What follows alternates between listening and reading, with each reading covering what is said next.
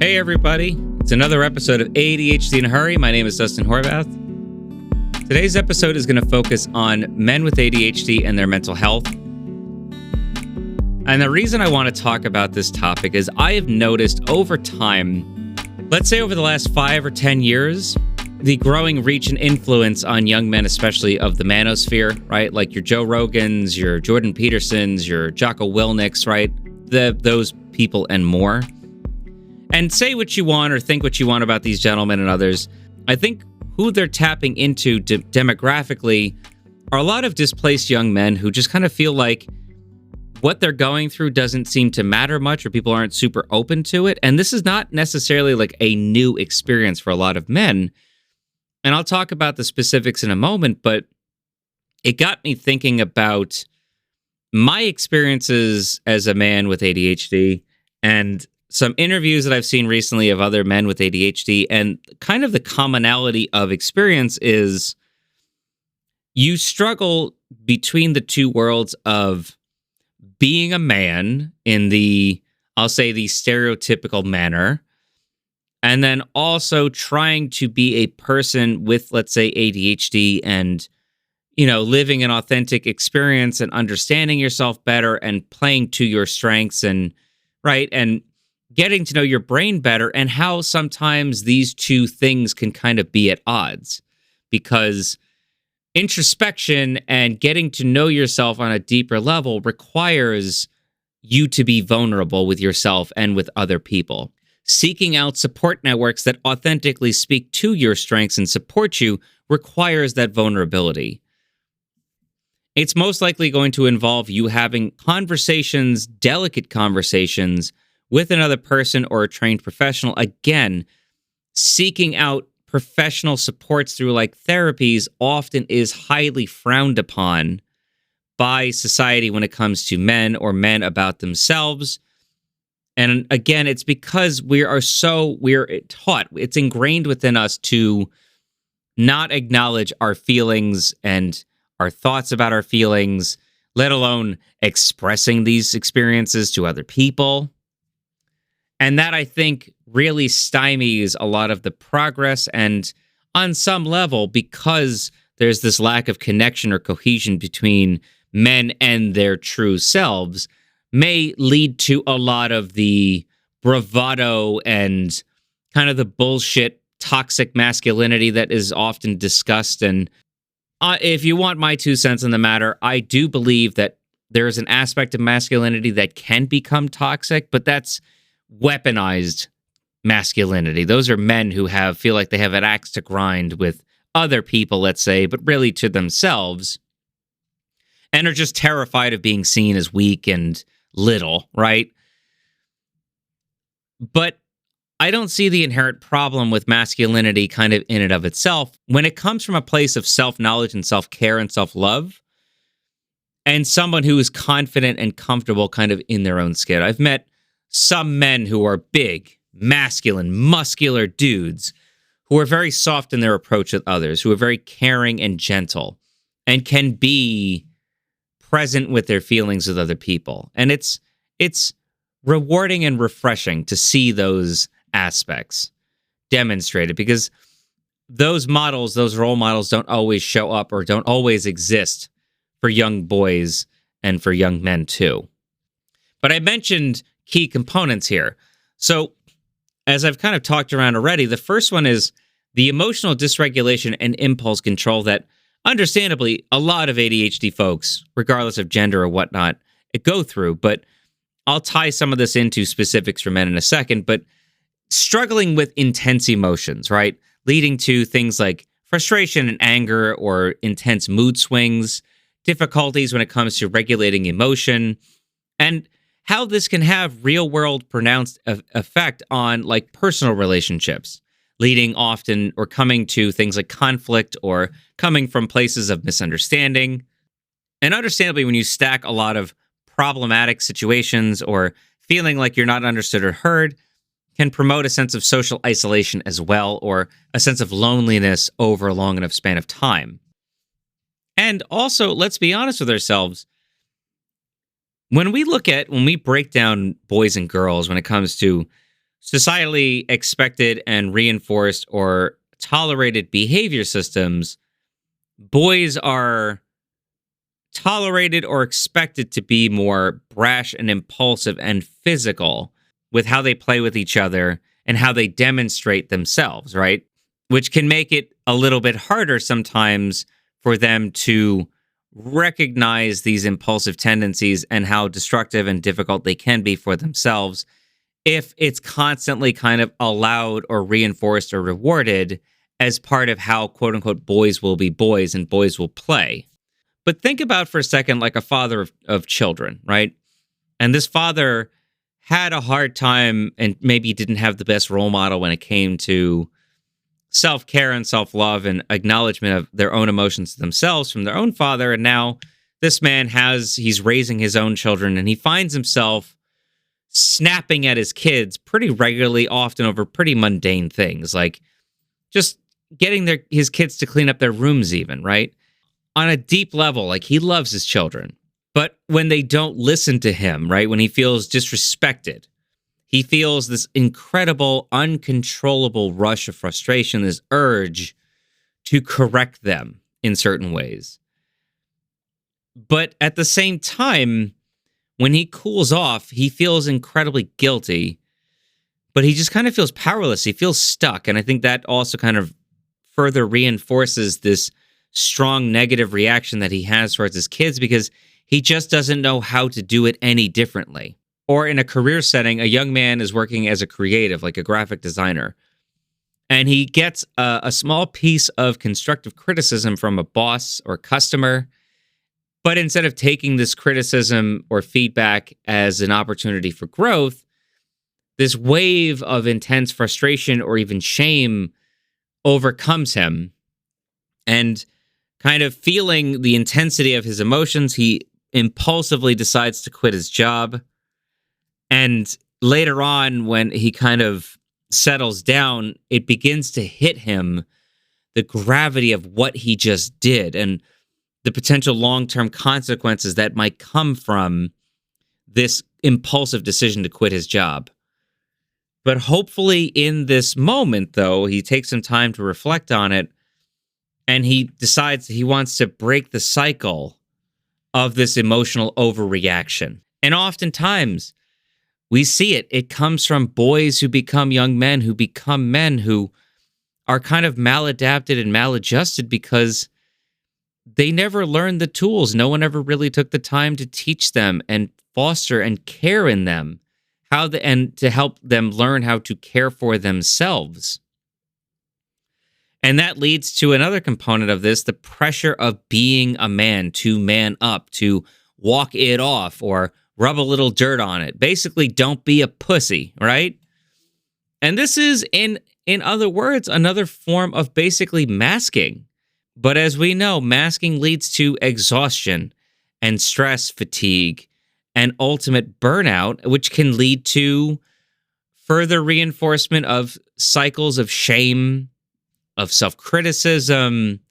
And it might lead you to kind of wonder from like a gendered perspective, like why? Like why do men kind of go in these directions, or why do they hold back and withdraw? And a lot of it now, like I talked about in the beginning, a lot of it is like the societal expectation, this messaging that's pushed to boys and young men is to be stoic, to find their sense of independence, to be in control of themselves, their physical bodies, but also their emotions and how they respond, or in this case, don't respond to stressful situations. But I think where it kind of loses me is the messaging coming out to finding an appropriate response and control to situations, or is the messaging coming down to tamping down one's thoughts and feelings, which ultimately will lead to it coming out in other maladaptive ways? And this self-criticism is a messaging or a form of scripting that we overly hear and begin to internalize often at an early age.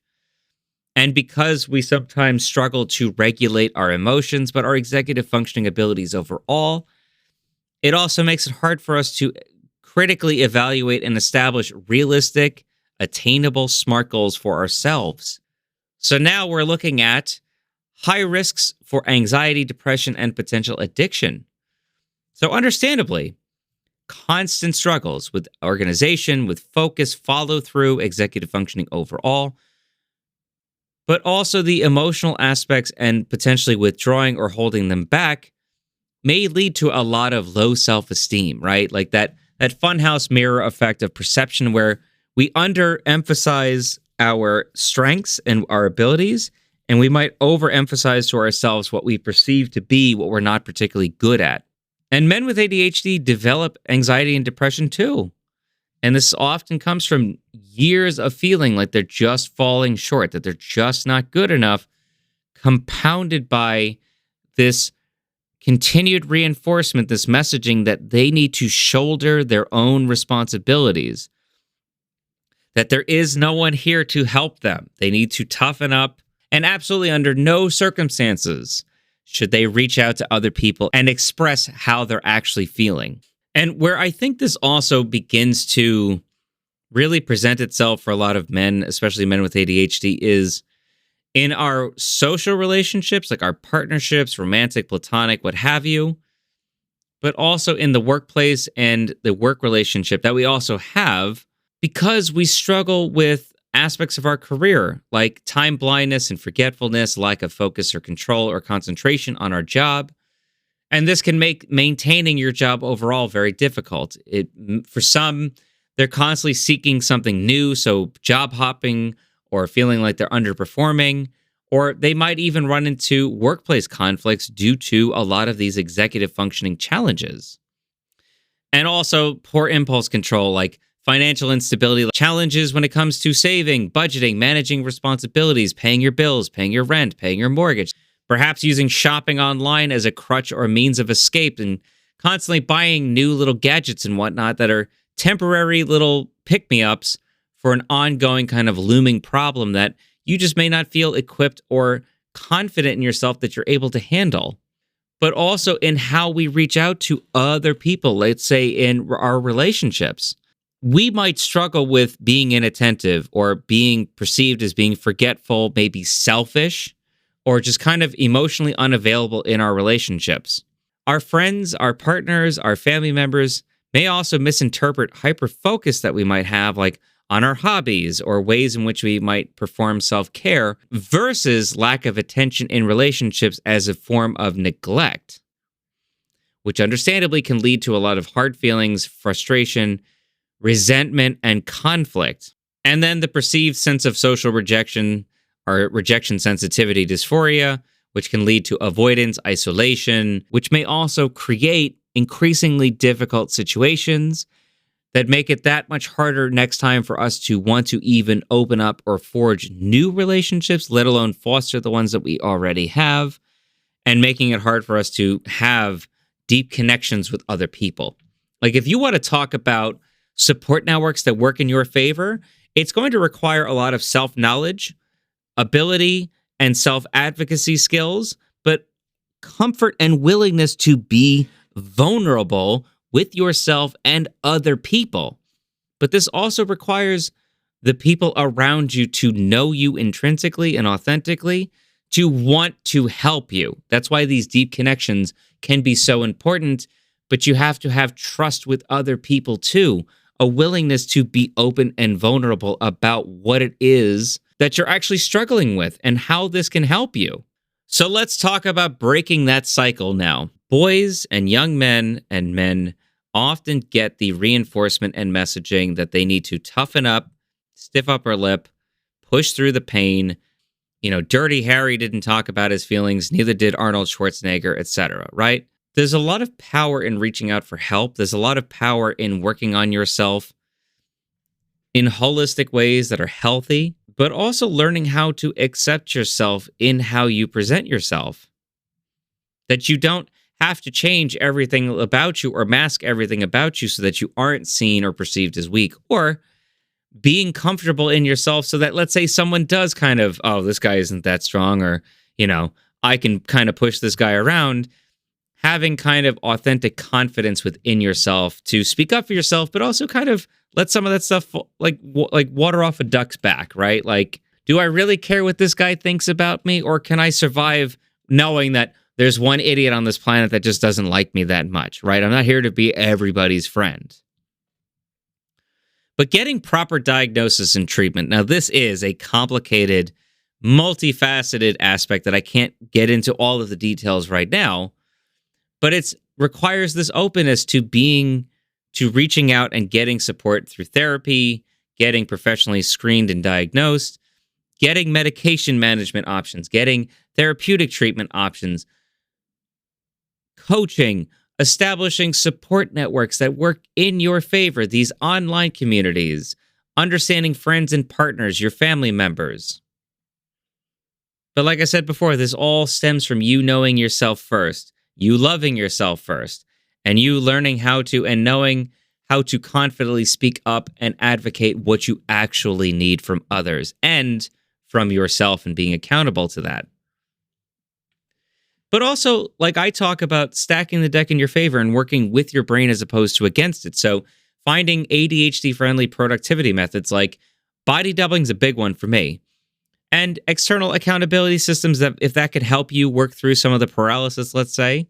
Time management systems, like I talk about making timers, not using a prescribed timer, but making them out of playlists.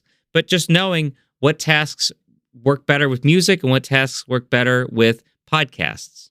And then also being open and comfortable being vulnerable with yourself and other people, being mindful of yourself, maybe exercising your mind using journaling techniques. There are guided ones and structured ones too. Using CBT or REBT systems, whatever works best for you.